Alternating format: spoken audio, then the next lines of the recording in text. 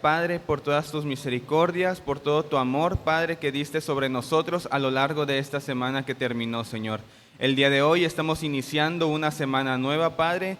Te suplico, Padre, que tú nos bendigas a todos. Y también te pido, Señor, por el servicio de esta mañana, Padre, para que sea de tu agrado, Señor. Está consagrado a ti, mi Señor, dirigido hacia ti, Padre, con mucho amor, Padre eterno.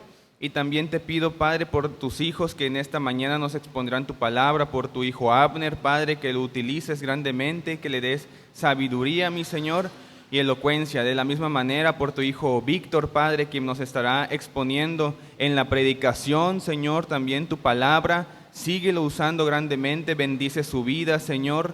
Hazle saber, Padre, que tú estás con él y que tu palabra, la palabra que tu hijo Abner y que tu hijo Víctor nos ministrarán, jamás regresa vacía, Padre eterno. También te suplico, Señor, que bendigas el tiempo de las alabanzas, Padre eterno. Bendice, Padre, el tiempo de las alabanzas y te suplico, mi Señor, que me ayudes, Padre eterno. Te pido por el servicio de esta mañana, Padre, te doy gracias por tus hijos que ya están aquí, reunidos, Padre, puntualmente. Te doy gracias por su vida. Por mis hermanos que no van a venir por causa de alguna enfermedad, te suplico que tú tengas misericordia de ellos y que bajes tu poderosa mano de sanidad sobre ellos, Señor bendito. También te pido por aquellos hijos tuyos que apenas vienen en camino, Señor, te suplico que los libres de todo accidente, Padre, y que los traigas con bien, Señor. Te pido pues tu dirección y el control de este servicio es tuyo, mi Señor. Te lo pido, Padre, en el nombre todopoderoso de nuestro amado Señor y Salvador Jesucristo. Amén. Bienvenidos hoy a la casa del Señor, mis amados hermanos. Aquí atrás del púlpito, para la persona que compró el jugo y la galleta, está supuesto reservado cuando le toque nuevamente en la Santa Cena. Bueno, hoy, amados hermanos, vamos a reflexionar sobre la preeminencia de Jesucristo basado en Colosenses 1, 15 al 18. Voy a hacer nuestra breve reflexión. Pero antes, quiero decirles que el Señor quiere fidelidad a pesar de las pruebas. Y todos aquí, con menor o mayor grado, tenemos pruebas. Todos, problemas de salud, problemas de algún otro tipo. Y hay situaciones fuertes y otras quizá no tanto, pero igual son pruebas.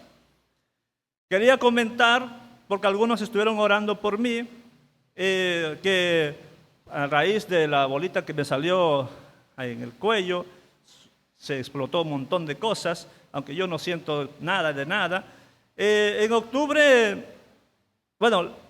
mi prolactina salió 24, que es 18, 19 es la máxima, pero en abril me salió 48, así que el médico dice que debo estar tomando unos medicamentos y hacerme estudios constantemente, carísimos por cierto, los estudios de sangre, casi 5,000 pesos solamente en sangre, y medicamentos fuertes.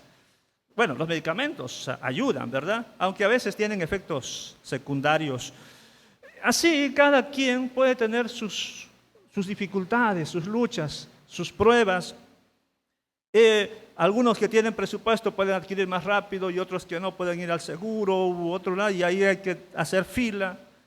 Pero déjame decirles, animarles a todos los que están pasando por dificultades así, que el Señor quiere fidelidad a pesar de las pruebas y seguir trabajando en su obra, siéndoles fieles a pesar de las pruebas. El Señor hace milagros, sana las dolencias, puede hacer porque Él es todopoderoso, pero a veces no lo hace, no porque no te ama, sino, como dice el apóstol Pablo, porque su poder se perfecciona en nosotros. Pero por otro lado, quiero decirles que Maite está embarazada. Gracias a los que estuvieron orando.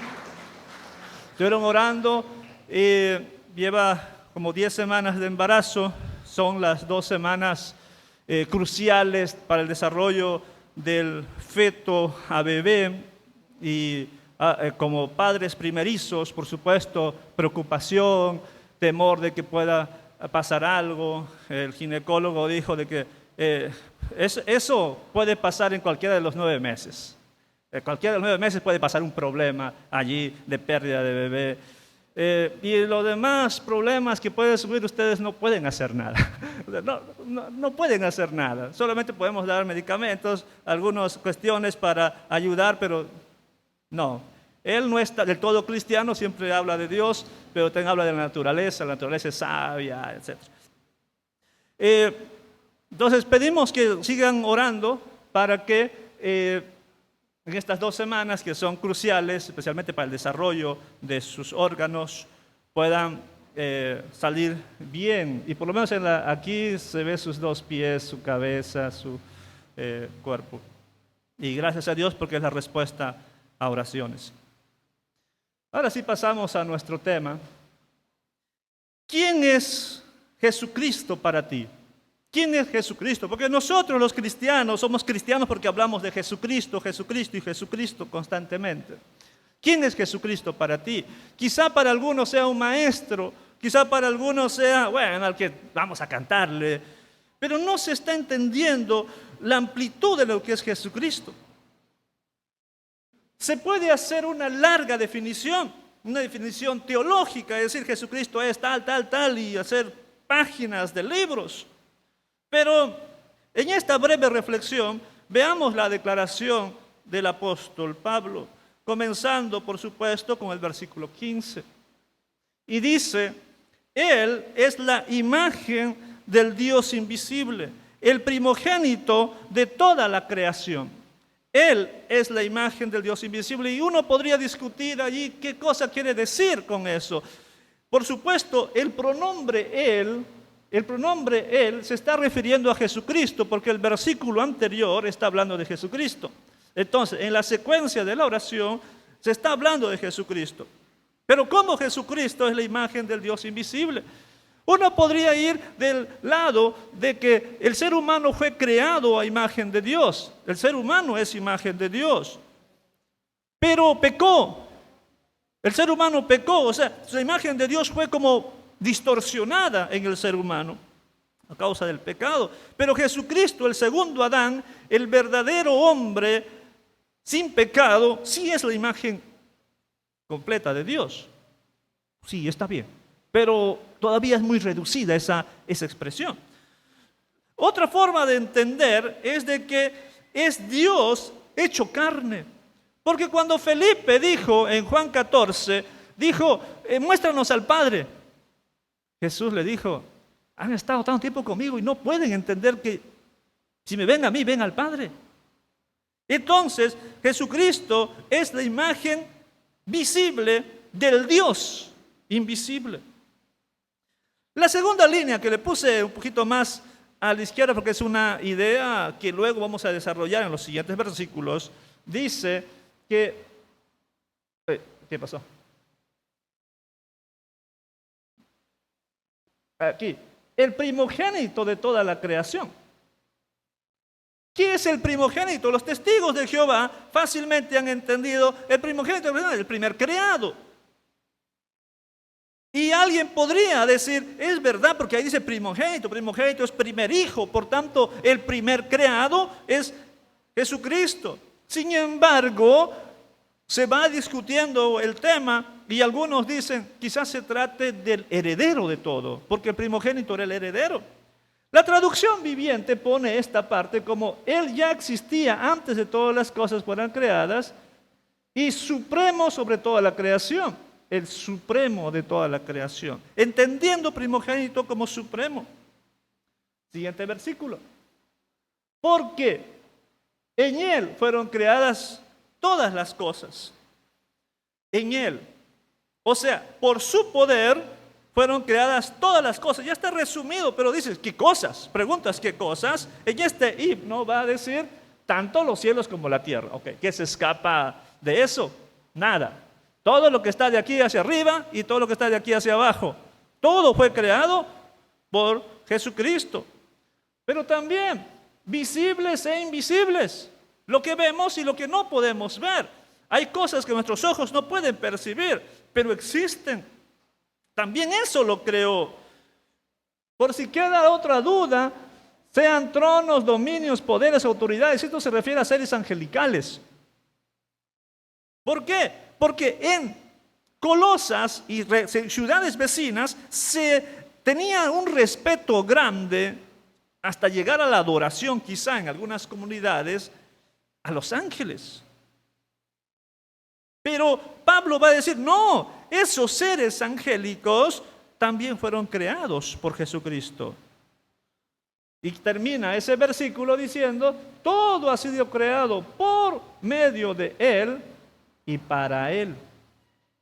Todo ha sido creado por Él, todo cuanto existe fue creado por Jesucristo y para su gloria. Para Él. ¿Quién es Jesucristo? Siguiente versículo. Y Él es antes de todas las cosas, y en Él todas las cosas permanecen. En la primera parte podríamos decir que en Él es antes de todas las cosas. Nos está hablando de la existencia de Jesucristo previa a la creación.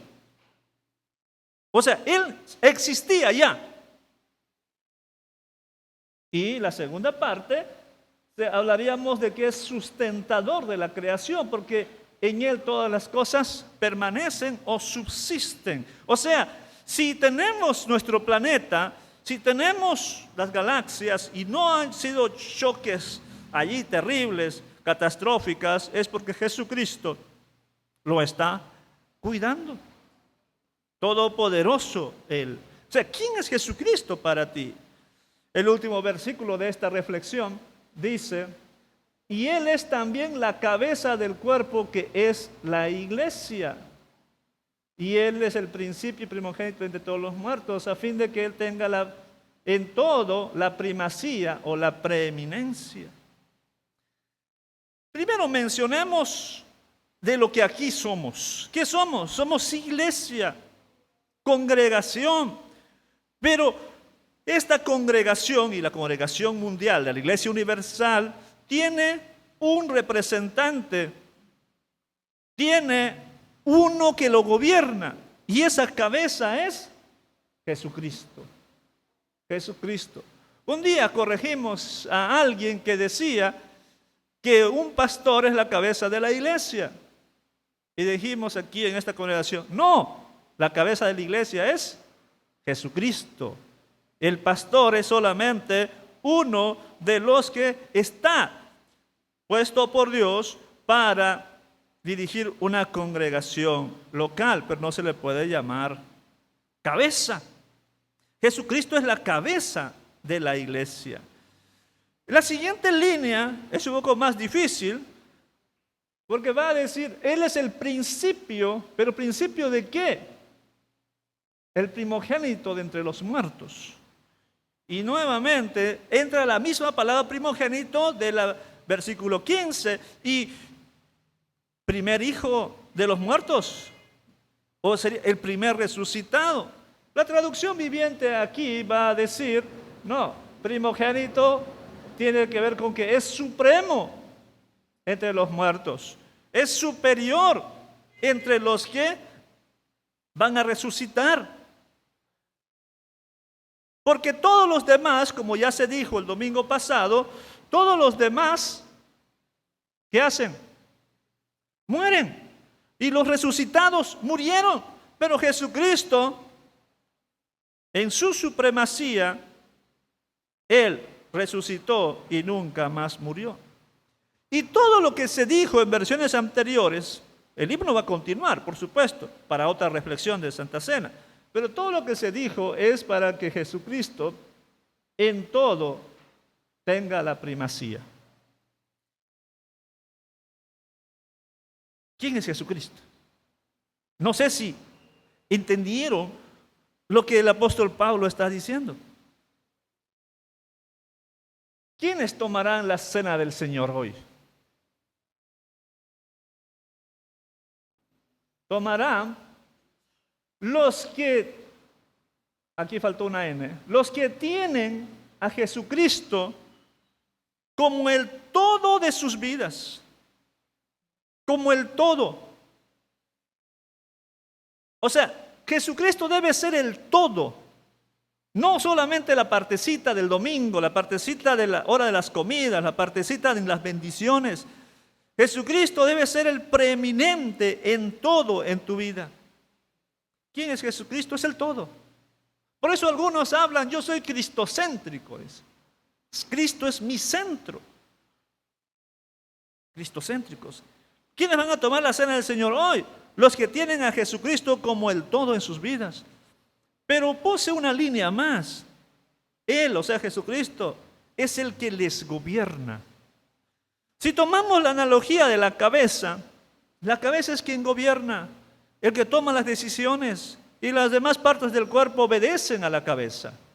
El cerebro toma las decisiones. Y si tomamos esa analogía, Jesucristo debe ser el que gobierna cada acción nuestra, cada palabra que digamos, cada pensamiento que tengamos. Porque Jesucristo es la cabeza de la iglesia, es tu cabeza. La cena del Señor hoy será pensando en eso. Y la pregunta es, ¿cómo formamos parte de la iglesia? Bueno, creyendo en Jesucristo, sí, pero ¿qué hizo Jesucristo? Murió en la cruz. ¿Y qué recordamos en la Santa Cena? Su muerte en la cruz. Creyendo en Él, formamos parte de esa iglesia universal.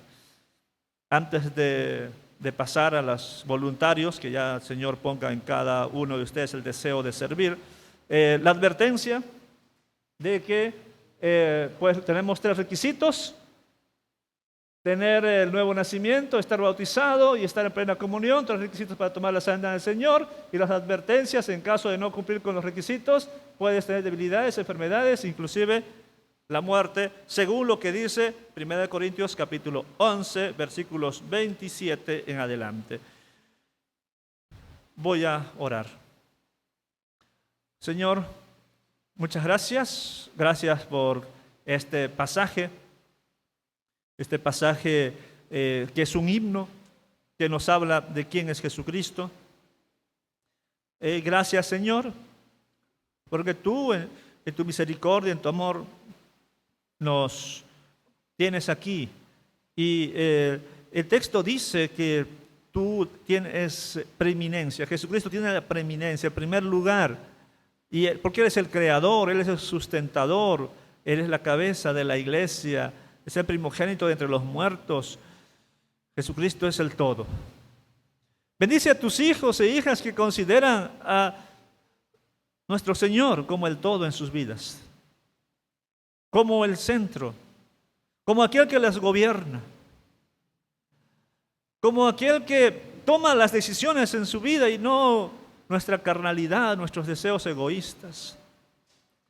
Ayúdanos a vivir para ti, Señor. Ayúdanos a vivir para tu gloria siempre. Padre, bendice a tus hijos que van a tomar la cena. A los que no, por diversas razones, Señor, también. Porque ellos están reconociendo que no pueden participar, pero buscarán otra oportunidad. Te quiero pedir que los bendigas grandemente, Señor. Bendícelos grandemente. Quiero pedirte, Padre, que también de que bendigas los elementos. Bendice el pan que representa el cuerpo de nuestro Señor. Bendice la copa que representa la sangre de nuestro Señor. Gracias, Señor. Gracias, gracias. En Jesucristo oro. Amén. Por favor, 2 voluntarios que van a ayudar a repartir los elementos, y nuestro hermano Raúl que va a entonar el himno. 1 Corintios capítulo 11, versículos 23 al 26. Comenzamos con el versículo 23.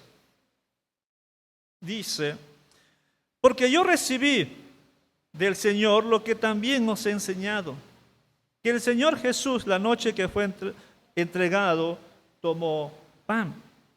Y habiendo dado gracias, lo partió y dijo: tomad, comed, esto es mi cuerpo, que por vosotros es partido. Haced esto en memoria de mí. Los que tenemos el pan podemos participar.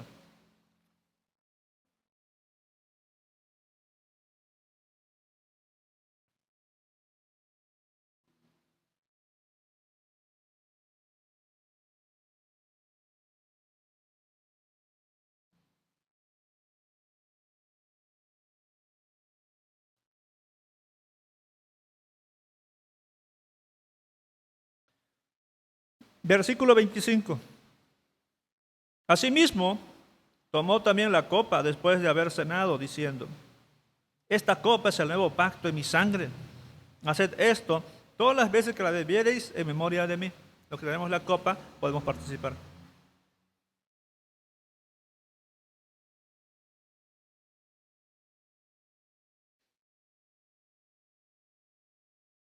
Dice el versículo 26. Así pues, todas las veces que comieres este pan y bebieres esta copa, la muerte del Señor anunciáis hasta que Él venga. Vamos a orar. Señor, muchas gracias. Gracias por permitirnos participar de este acto de recordatorio del sacrificio de nuestro Redentor. Gracias, Señor. Y siguiendo el ejemplo de la iglesia primitiva, o bueno, en parte de la iglesia primitiva, oramos por los muertos, por los enfermos, oramos por los enfermos, por los que tienen alguna dificultad, por los que tienen algunas dolencias, Señor. Oramos porque Tú, en tu gracia, sigas obrando en sanidad por cada uno de ellos. Señor, pedimos por misericordia, pedimos por amor, para que tú proveas también a todos los necesitados, todos los que requieren de ti, quizá trabajos, quizá requieran una provisión especial, una sanidad especial. Señor, tú eres grande, solamente a ti tenemos. Y confiamos en ti, Señor, para cada uno de los pasos que todos tus hijos han de dar. Gracias, gracias, Señor. Oramos en nuestro Redentor. Amén. Bueno, hermanos, antes que nada, bienvenidos sean todos a la casa del Señor. Es una tremenda bendición poder estar aquí en la casa de nuestro Dios este domingo para poder bendecir su nombre públicamente, para poder vernos y también para poder escuchar y aprender de su palabra. Y hoy, mis hermanos, estamos concluyendo el estudio de la carta a los tesalonicenses. Hemos llegado a la última exposición de esta primera carta a los tesalonicenses, que nos ha dejado grandes enseñanzas, y esta mañana no será la excepción. Así que por favor vamos a la carta a los tesalonicenses, capítulo 5, del versículo 23 al versículo 28, y es que hoy vamos a finalizar. Primera a los tesalonicenses, capítulo 5, versículos 23 al 28. ¿Ya lo tienen todos, hermanos? Quien no haya traído Biblia, nuestro hermano Ever está haciendo el favor de ponerlo allí. Por favor, lo puede ver allí si usted lo alcanza a ver. Dice así la palabra de nuestro Dios: y el mismo Dios de paz os santifique por completo, y todo vuestro ser, espíritu, alma y cuerpo sea guardado irreprensible para la venida de nuestro Señor Jesucristo. Fiel es el que os llama, el cual también lo hará. Hermanos, orad por nosotros. Saludad a todos los hermanos con ósculo santo. Os conjuro por el Señor que esta carta se lea a todos los santos hermanos. La gracia de nuestro Señor Jesucristo sea con vosotros. Amén. Mi hermano, mi hermana, ¿cuál crees que sea el mayor cambio o el mayor beneficio que Dios quiere obrar en tu vida, en tu vida, en tu vida y en la mía? ¿Cuál crees que sea? Te doy 5 segundos para que lo pienses. ¿Cuál es el mayor cambio o el mayor beneficio que Dios quiere darte para tu vida? Ok, ya lo tienes. Ahora déjame enumerarte y escoge tú una. ¿Tú crees que Dios quiere que seas todopoderoso en este mundo? ¿Será que Dios desea que tú seas millonario? ¿Será que Dios desea que nunca te enfermes? ¿Que seas feliz? ¿Que seas famoso? ¿Cuál de estos crees que Dios quiere para ti? Bueno, por demás está decir que en ninguna de estas anteriores, nada de eso quiere Dios para ti. ¿Sabes cuál es el mayor cambio o la mayor dádiva que Dios quiere darnos a cada uno de los que somos sus hijos? Hacernos santos como Él. Hacernos santos. Mis hermanos, ese término de santos en el griego agios, que quiere decir apartado. Eso es lo que significa la palabra santo. Algo que es apartado, en este caso, para Dios. Mi hermano, mi hermana, nosotros sabemos que Dios es amor, que Dios es justo, que Dios es fuego consumidor, que Dios es fiel a sus promesas. Pero mi hermano, mi hermana, por encima de todas las cosas, nuestro Dios es 3 veces santo. Nuestro Dios es 3 veces santo, y el deseo máximo de Dios, que se volverá una realidad para sus hijos, es que nosotros disfrutemos de una santificación total que en este mundo se vuelve progresiva para su gloria. Y en esta mañana, para finalizar la carta a los tesalonicenses, estaremos estudiando 4 puntos o mandatos que nos llevarán a la santificación total en la vida de los creyentes. Así se titula esta exposición de esta mañana: la santificación total de los creyentes. Punto número 1, el primer encabezado lo encontramos en el versículo 23 al versículo 24, y es que esta santificación total de los cristianos, punto número 1, proviene de Dios. La santificación total de los cristianos, de los hijos de Dios, proviene directamente de Dios. No proviene del hombre, no proviene de una institución, proviene de la mano bondadosa y poderosa de nuestro Dios. Vamos a nuestro texto en el versículo 23 al 24. Dice: y el mismo Dios de paz os santifique por completo. Mis hermanos, la santificación proviene de la mano de Dios. Dios es quien comienza la santificación en el hombre y en la mujer. Nuestra santidad proviene de Dios, y como decía al principio en la introducción, la palabra santo significa apartado. Y cuando un cristiano, una cristiana, un hijo de Dios es santo, quiere decir que es apartado para Dios, apartado para el servicio de nuestro Dios. Y mis hermanos, esa acción de santificación que proviene de Dios tiene 3 fases.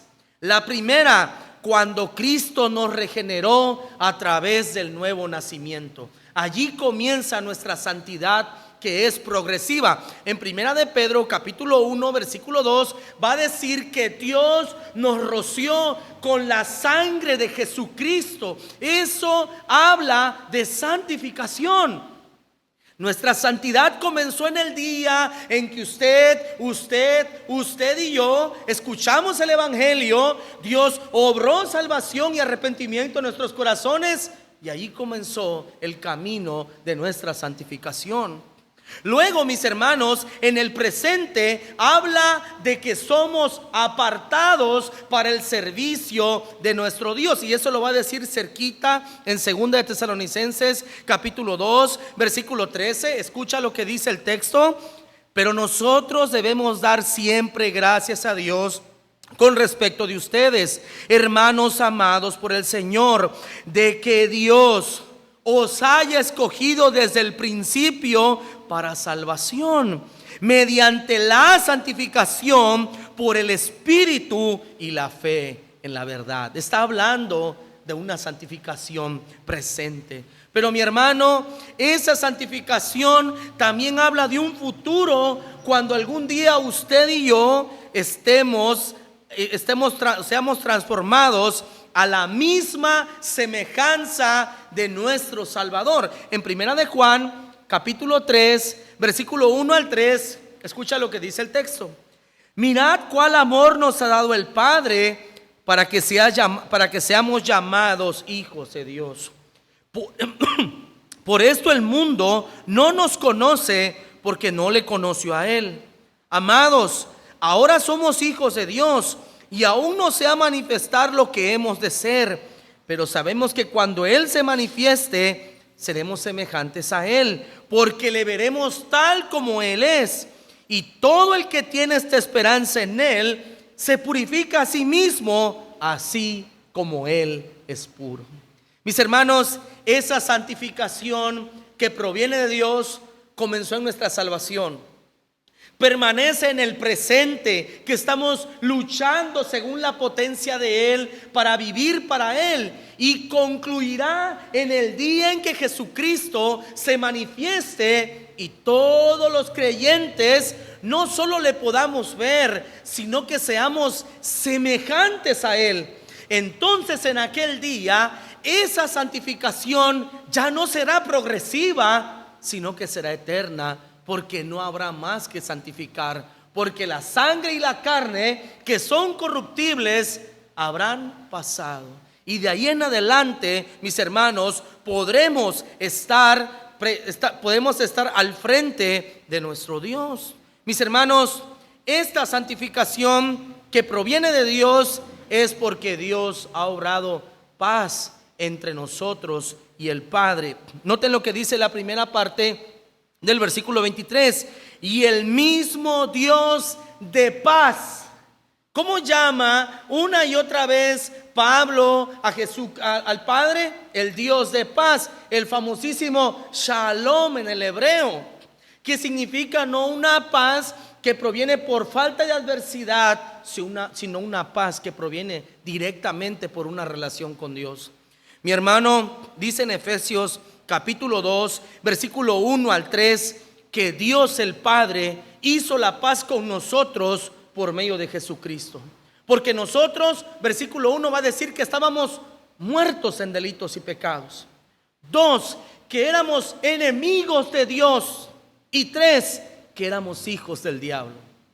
Pero Dios, dice el versículo 4, que es rico en su gran misericordia, por la obra de Dios nos dio vida eterna en Jesucristo. Mis hermanos, ese Dios de paz obró paz por medio de la obra de Jesús. Pero volvamos a nuestro texto del versículo 23 y vamos a hacer otra pequeña abstracción del texto, y vamos a ver que esta santificación proviene de Dios, pero que también tiene que ser completa. La santidad en nuestras vidas tiene que ser completa. Segunda parte del versículo 23.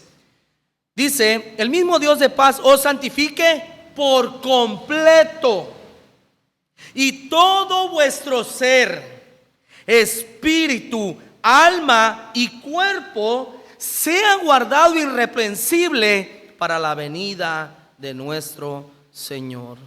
Mi hermano, ¿qué significa eso? Este texto nos está diciendo que el hombre se compone de 3 partes. No nos está diciendo aquello. Lo que significa el centro de este texto es que tanto la parte material del hombre, como su cuerpo, su mente, y la parte inmaterial, que es su espíritu, tiene que ser totalmente santificado para Dios. Por eso, mis hermanos, el texto lo que está diciendo es que nuestro cuerpo y nuestro espíritu tienen que ser totalmente santificados por Dios y para Dios. Mi hermano, mi hermana, el deseo profundo de Dios es nuestra santificación. Dios quiere que nosotros seamos santos. Primera de Tesalonicenses capítulo 4. Me voy a tomar solamente los versículos que hablan del llamado a la santidad en Primera de Tesalonicenses, porque hay cientos de versículos en la Biblia, pero estos son los que hemos visto y los que hemos expuesto. Dice en Primera de Tesalonicenses capítulo 4 versículo 3 y 7 lo siguiente. Dice: pues la voluntad de Dios es vuestra, ¿qué cosa? Santificación, que os apartéis de fornicación, de toda perversión sexual. Versículo 7: pues no nos ha llamado a Dios a inmundicia, sino a santificación.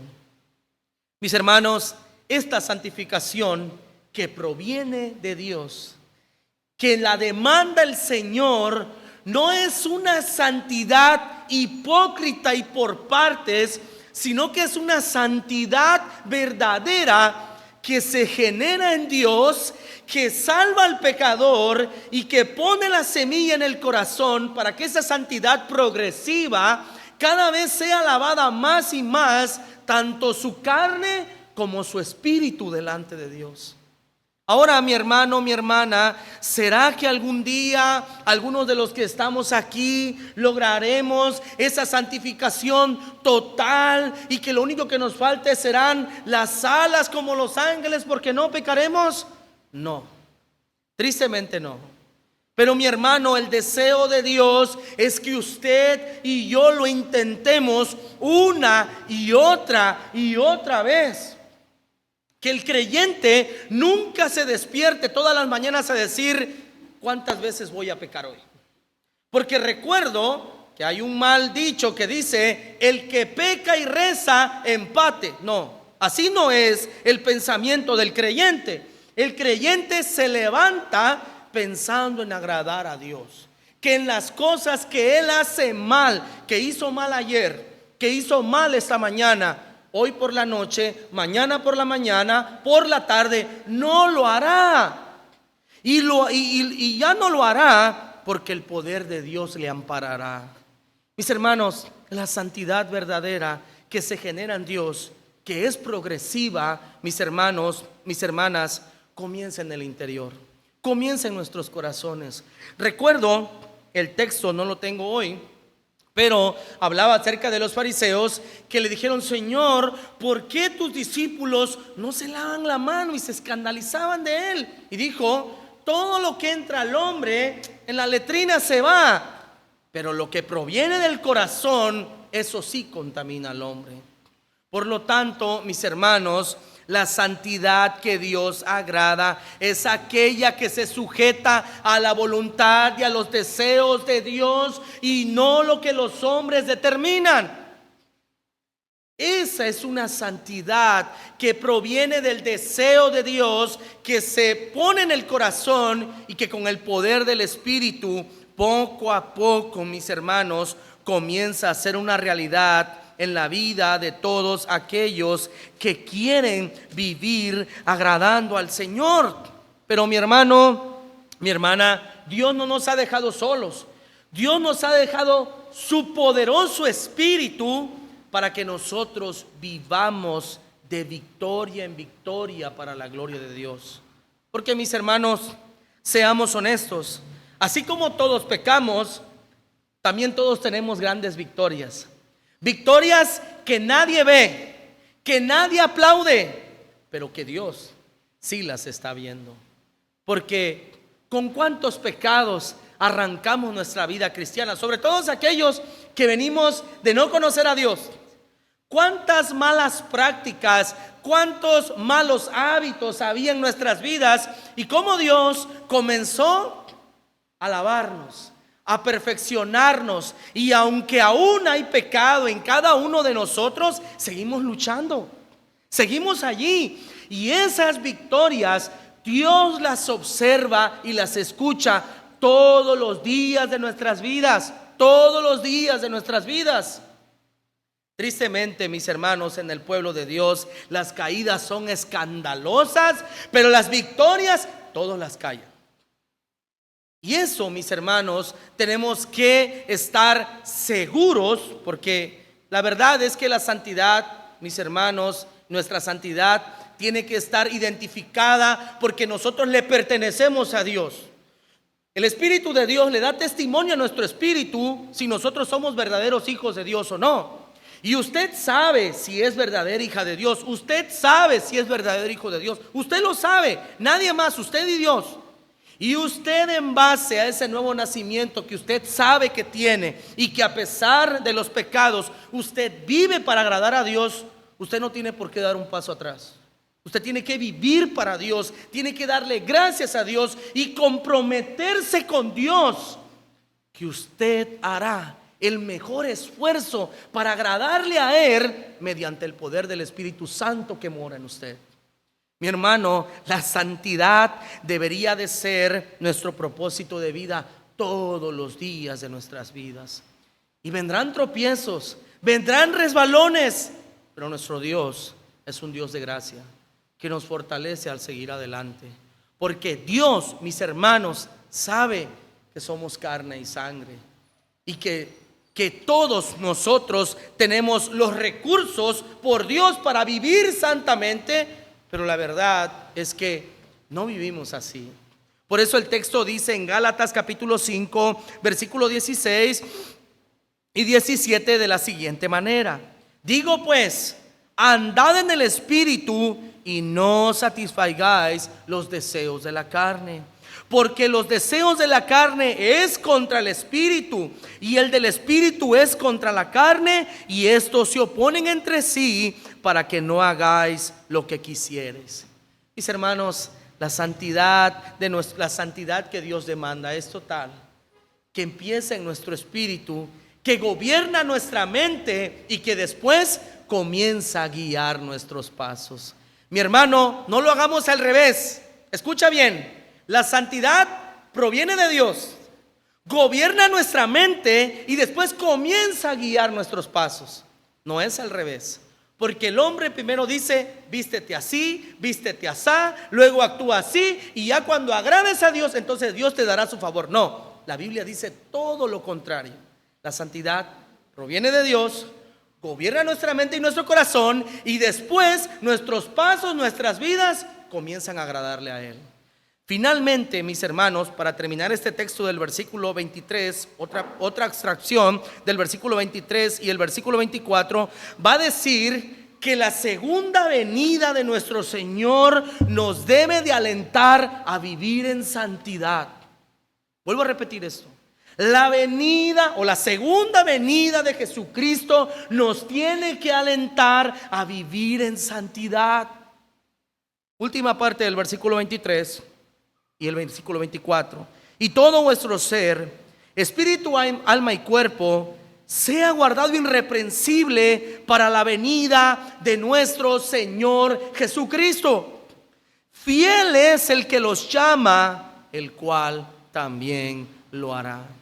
Mis hermanos, la segunda venida de Jesucristo será para que buenos y malos le entreguen cuentas. Unos le entregaremos agradecidos por la salvación que Él obró, y otros lo harán renegando, pero toda lengua confesará que Jesucristo es el Señor, y toda rodilla se doblará para entregarle cuentas a nuestro Salvador. Por eso, mis hermanos, los creyentes debemos de dar gracias a Dios por nuestra salvación.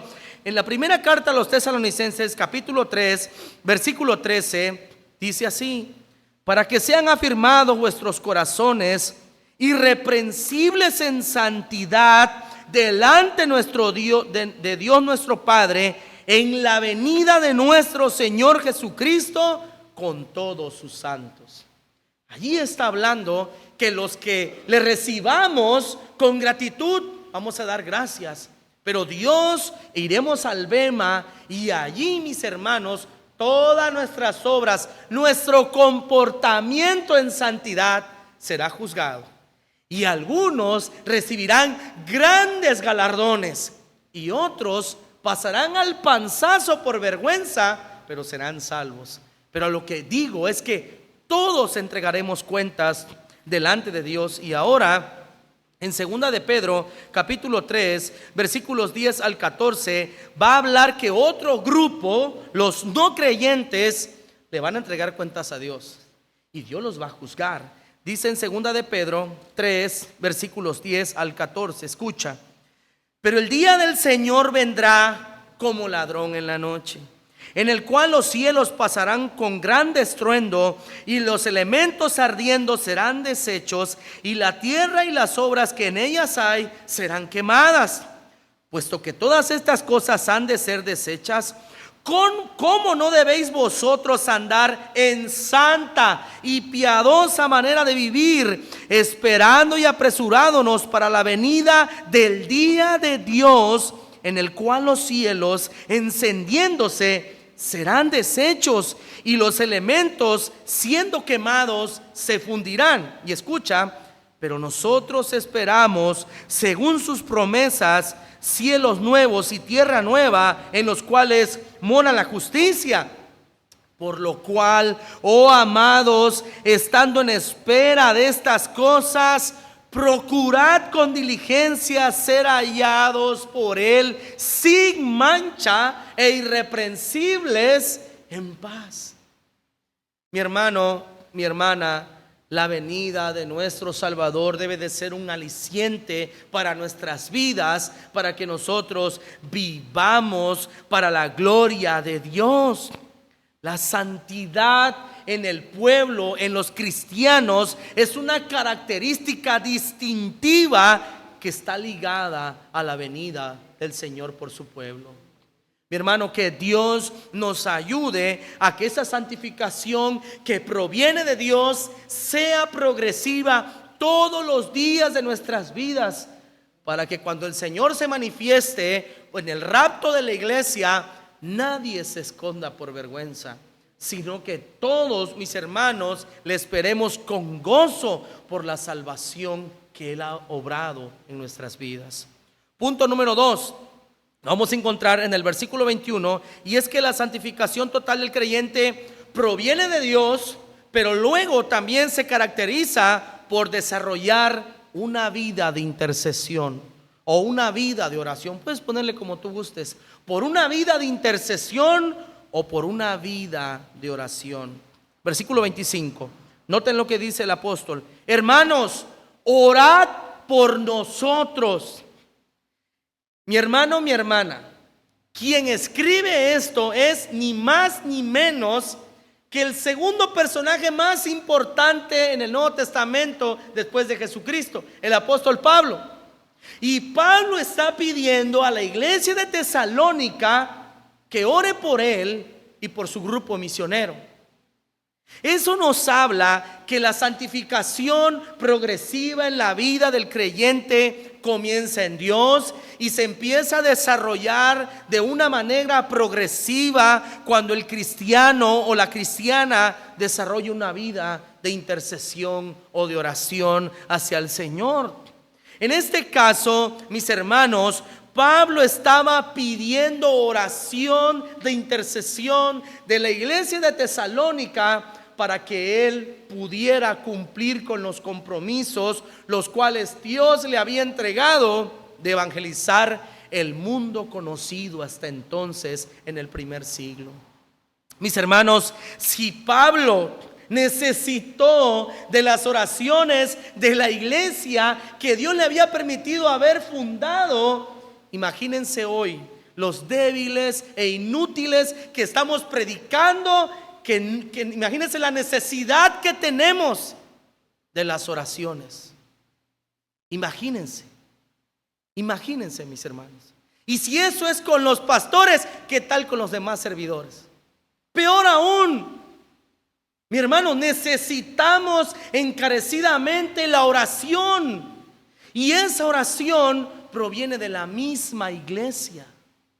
De la misma iglesia. La iglesia necesita orar, especialmente por aquellos que predican la verdad de Dios, de aquel hombre que cuando se sube al púlpito está seguro que lo que está diciendo es lo que Dios dice.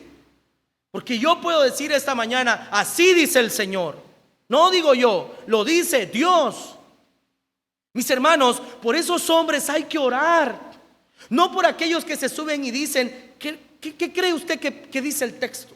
¿Qué dice para usted? ¿Qué le entendió? Ese no sabe. No, así no es la palabra. La palabra es, así dice el Señor. Y el trabajo se hace en privado y se ve en público. Mis hermanos, necesitamos, el pueblo de Dios, desarrollar una vida de intercesión por aquellos que predican la palabra. ¿Alguna vez te has intentado sentar a leer la Biblia en tu casa? Yo sé que sí. Y cuando tú quieres empezar a leer, te entra un WhatsApp, te entra una llamada, entra una notificación y de repente mágicamente te llega a visitar alguien que nunca te llega a visitar. O sea, hay muchas interferencias. Ahora imagínate que no solo vas a leer, y que no solo vas a leer este libro, vas a leer muchos otros y vas a ir a tus apuntes para poder cuadrar un bosquejo y poderlo predicar. ¿Te imaginas los estorbos que sufre esa persona que hace aquello? Porque si Satanás quiere que las personas no se enteren de lo que dice la Biblia, menos va a querer y le va a interceder más a aquel que dice la verdad. Hermanos, por eso es importante que la iglesia ore por aquellos que predican la verdad, porque un gran peso reposa sobre aquellos que la predicamos fielmente.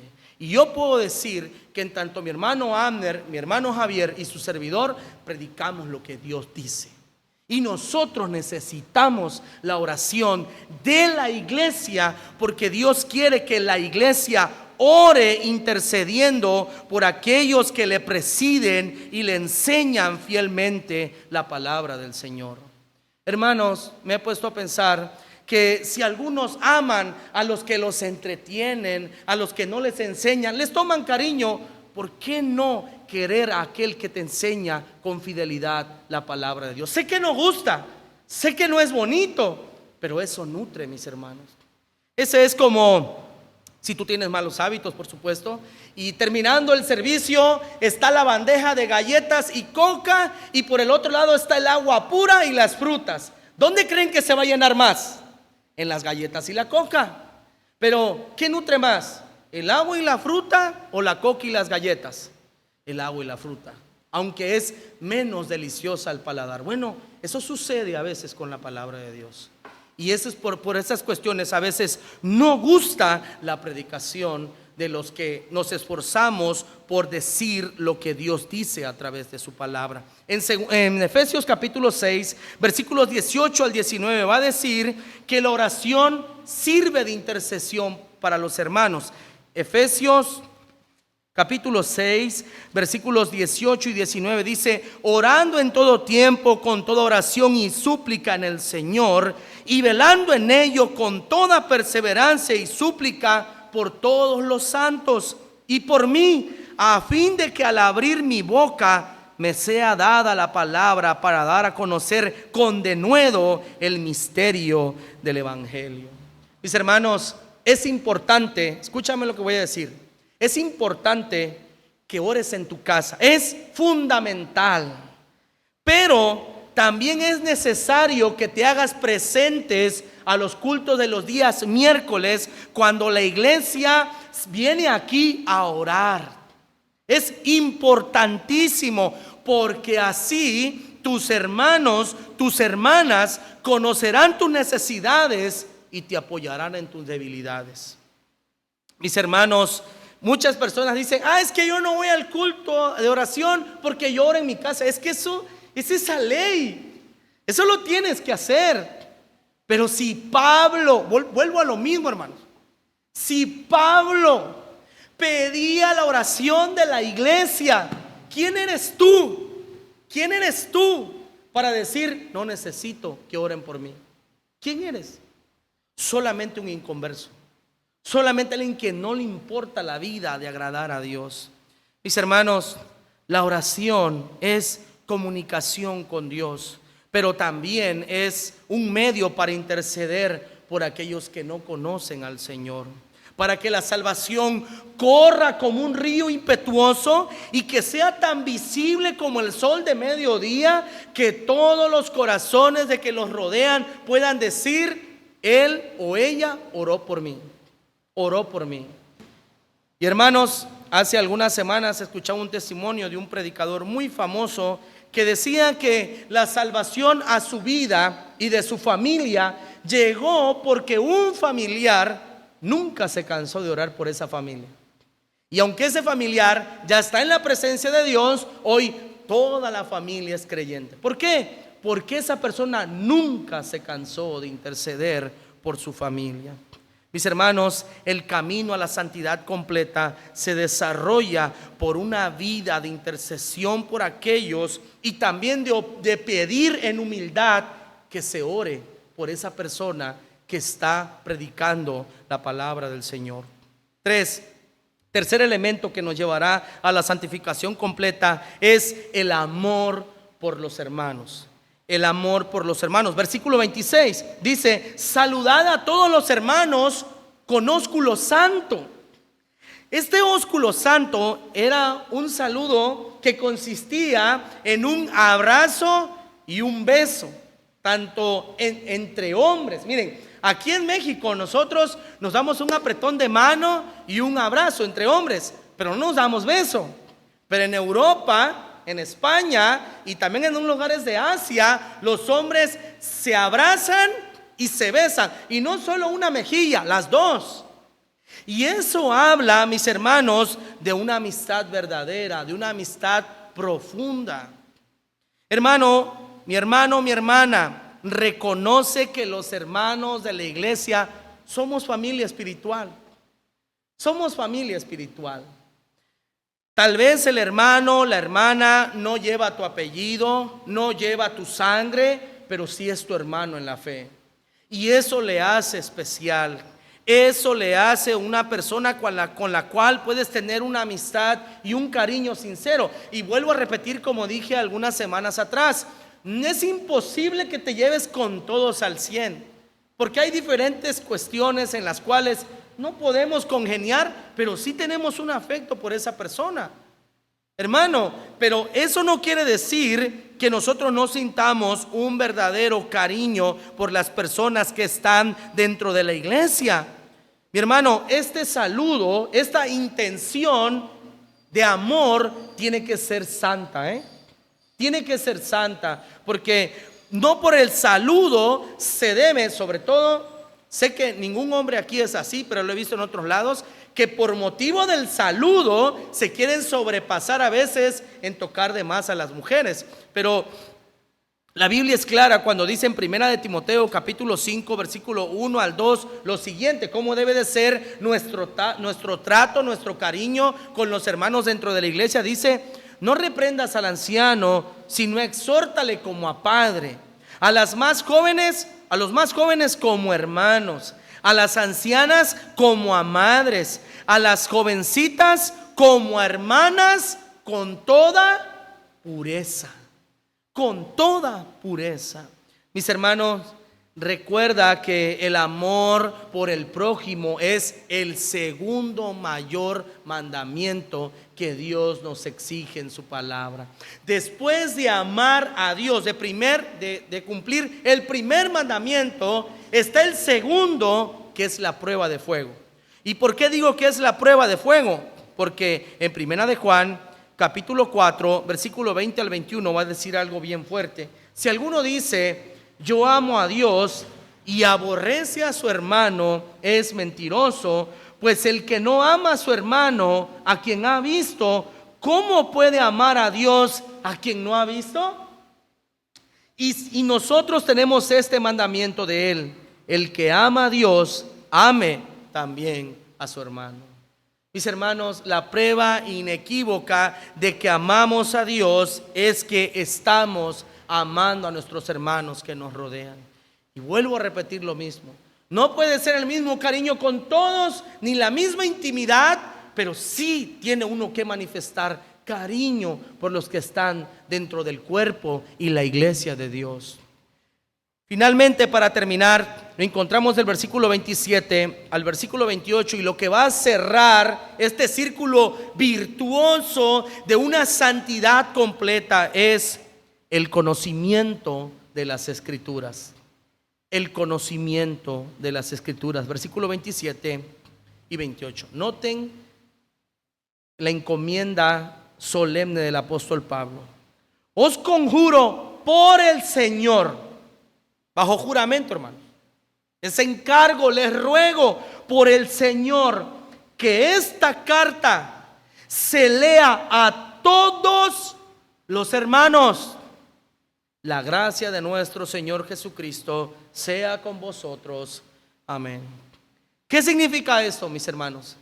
Que Pablo estaba haciendo un encargo solemne que los que sabían leer, porque en aquellos días no todos sabían leer. Ahorita todos los que estamos aquí sabemos leer. En aquellos días no todos sabían leer.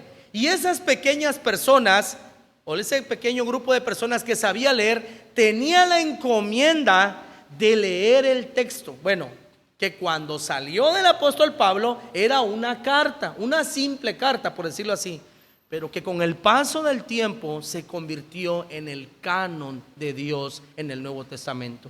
Y Pablo va a decir: yo necesito que todos en la iglesia conozcan la voluntad de Dios. No solo el pastor, no solo los maestros, todos los que están allí, quiero que lo escuchen. Quiero que entiendan lo que Dios quiere para ellos. Y eso, mis hermanos, nos habla que para cerrar este círculo virtuoso de santificación, toda la iglesia tiene que tener un conocimiento de las Escrituras. Porque, mis hermanos, Dios quiere que su voluntad sea conocida por su pueblo, no de unos cuantos, sino de todos. Yo sé, mi hermano, yo sé, mi hermana, que no todos hemos sido llamados a predicar, a hacer exégesis, a aprender técnicas, a hablar en público. No todos, pero sí todos hemos sido llamados, mi hermano, mi hermana, a conocer la voluntad de Dios. Y eso es una afrenta para con Dios hoy, saber leer, tener muchas traducciones de la Biblia y no haber leído por lo menos todo el Nuevo Testamento, o mínimo los evangelios. Es una tristeza que su pueblo haga aquello. Es una afrenta contra Dios y contra su voluntad. La responsabilidad de los maestros que tenemos el don de la enseñanza es enseñar la verdad, decir lo que Dios quiso decir llanamente, no poner ni quitar, simplemente decir la verdad. Pero la iglesia debe de leer su Biblia, debe de leerla. Hermano, hermana, no importa que no le entiendas tan profundamente al texto, pero tienes el deber de leerlo. Y créeme que el que es de Dios, las cosas de Dios se le facilitan. No estoy diciendo que la Biblia es toda fácil de entender, pero la gran mayoría sí son cosas fáciles de entender. Son fáciles, muchas cosas son fáciles de entender. Hay otras dificilísimas que hasta el día de hoy y por la eternidad hasta que Cristo venga no nos vamos a poner de acuerdo. Pero son pequeñas cosas. Mi hermano, mi hermana, no hay pretexto para que usted no conozca la voluntad de Dios. Mi hermano, mi hermana, el que Dios quiera que tú conozcas su voluntad, conozcas la palabra de Dios, esto te hace responsable delante de Dios. Porque nadie puede decir: es que yo no conozco el Nuevo Testamento porque el pastor nunca ha enseñado todos los libros del Antiguo Testamento. Újales, ¿cuánto tiempo nos llevaríamos en exponer toda la Biblia de manera exegética? creo que todo un ministerio, y no alcanzaría para exponer la Biblia por completo. Pero mi hermano, mi hermana, tú tienes el deber de leer la palabra de Dios en tu casa. No hay pretexto. Y hoy te lo dice Dios a través de mi boca. Toda la iglesia, comunidad de la gracia, es responsable delante de Dios a conocer su voluntad. Aunque no prediques, aunque no seas líder, tienes el deber de conocer la voluntad de Dios. Mi hermano, que Dios en su gran misericordia permita que ese círculo virtuoso de santidad completa comience en Él, pero que nosotros lo cerremos escudriñando la palabra del Señor, porque solo escudriñando las Escrituras la madurez llegará a nuestras vidas, como dice el texto conocidísimo de 2 de Timoteo 3, 16 y 17, cuando dice lo siguiente: y toda la Escritura tiene el poder de Dios y es útil para enseñarnos, para corregirnos, para instruirnos en justicia, a fin de que el cristiano sea maduro, enteramente preparado para toda buena obra. La Biblia nos llevará a la madurez. Para cerrar, 7 enseñanzas que nos dejan estos 5 versículos de la palabra del Señor. La primera, mis hermanos, Dios desea que todo nuestro ser sea santificado por Él. Todo nuestro ser, nuestra carne y nuestro espíritu y nuestra mente. 2, debemos de ser obedientes e intencionales en este proceso de santificación. Vuelvo a repetir, debemos de ser obedientes e intencionales en el proceso de santificación en nuestras vidas. 3, Cristo volverá y le vamos a tener que entregar cuentas, nos guste o no. 4, nuestra comunicación con Dios debe de ser continua para beneficio propio y de los que nos rodean. 5, debemos de amar a nuestros hermanos. Debemos de desarrollar amor por el pueblo de Dios. 6, el amor por nuestros hermanos será la prueba inequívoca de que estamos amando a Dios. 7, y la última, conocer la Escritura es responsabilidad de cada creyente, y permanecer en la ignorancia es una afrenta contra la voluntad de Dios. Que Dios nos ayude a poner por obra su palabra y a vivirla para su gloria. Vamos a orar, vamos a darle gracias al Señor. Padre, gracias por la oportunidad que nos has dado de haber escuchado la primera carta a los tesalonicenses expuesta de tu bendita mano. Señor, te pedimos en el nombre de Jesús que nos sigas fortaleciendo, que nos sigas usando, tanto a mi hermano Abner como a tu servidor y a mi hermano Javier, Señor, que ellos también están en otros libros enseñando tu palabra. Te pedimos, Señor, que hoy todo tu pueblo tome conciencia, Señor, de conocer tu voluntad a través de tu palabra. Te lo pedimos, Señor, en el nombre de Jesús. Amén.